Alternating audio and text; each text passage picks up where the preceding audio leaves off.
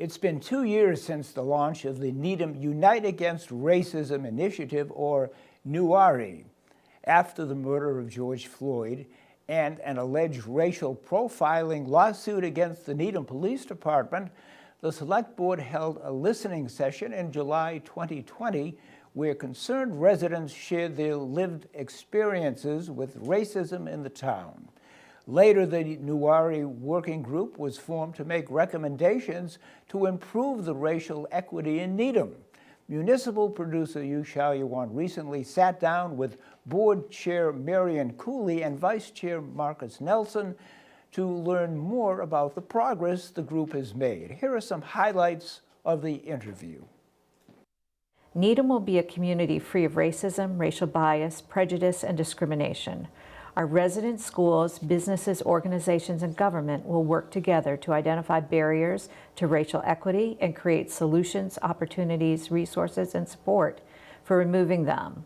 What Cooley is reading is the statement and the guiding principles drawn up by the NUARI working group and were adopted by town meeting in May 2021. Which provide a shared vision of what racial equity means and practices that can help Needham achieve the stated vision. This was a really strong statement from the group that covered a myriad of aspects of the community because we really wanted it to be absolutely the government, all right, for people and to model there what we thought success would look like. But it had to extend to the community, and the community needs to be a part of it. And we had lots of discussions about how do we start to help the community to be thoughtful about this as opposed to unthoughtful. The goal and aspirational part is for wanting us to be equal and more equity in what we do. But the reality is we're not there yet. And we're not anywhere near there, but we're having conversations and we're being intentional about what's going on to help us get to that point. A major task for the Select Board in the past year was to find ways to diversify the candidate pool for appointed positions.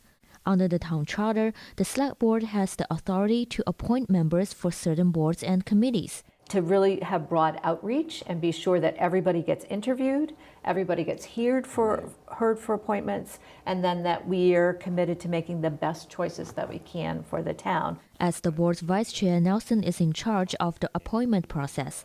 He said although people applying for such positions are still mostly white, he's seen growing interest from people with more diverse backgrounds. There have been a lot of different people that I guess I didn't expect at first that I was able to meet and have conversations with and see different people from different diverse backgrounds. But the town that we live in is predominantly white, so I feel like a lot of that pool is going to be that because of the proximity and who we are. But where we're trying to go, how are we going to find and how are we being intentional about letting people know that this is here, you know, come be a part of, you know, in any way that you can, making this town a place that you are so proud of and excited to live in and excited to tell people to be a part of. Nelson said he hopes the diversity on appointed boards and committees will encourage people with different identities to run for elected positions. If you don't see people in those positions, you don't know if those positions are ready for you because you haven't seen people in those leaderships. You don't know what the response is going to be when you have somebody in those roles that are elected and no one else looks like you. Needham also made efforts to promote racial equity in recruiting town employees. We are now looking at resumes, right, that are blinded, so somebody's not going to see a name or see particular characteristics that would identify, for example, the race of somebody. Manager positions in all departments are required to attend a series of training sessions on diversity, equity, and inclusion. Those have already led to some very interesting discussions among the management with people that they've been able to have some pretty open conversations that they hadn't had before, triggered by this training. There is also a support group that got put in place for people of color who are working for the town so that we could understand what particular needs they had and where some of those needs were not being met. Cooley and Nelson also shared progress on policing. We've worked with them in terms of bringing them back regularly. We wanted them to go through their procedures. We wanted to understand. We brought in an outside look at those procedures to see where they needed some improvement. We've been trying to balance what we think is necessary with what the state is requiring that we do as the state's peace officer training rules are coming out.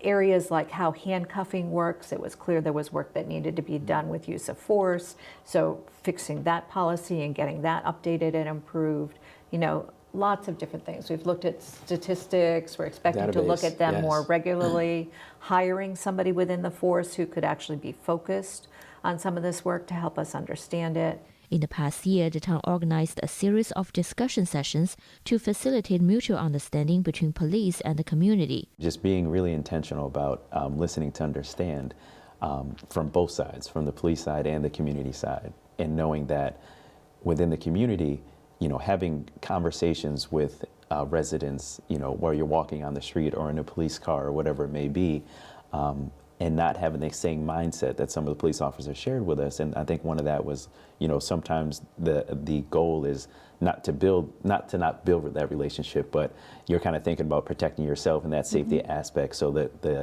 the impression or what can come off is that you're, not caring, or, you're a little bit more stringent about your interactions, but really taking a look at that and be like, okay, how can I be intentional as an officer about my communication with the community, and to build that foundation again, as what we talked about. And that's going to take some time, but having those conversations and having meetings and having officers as well as constituents in the rooms together, that's where you build a community. Other areas the working group identified that need improvement are housing, schools, local businesses, and neighbor interactions.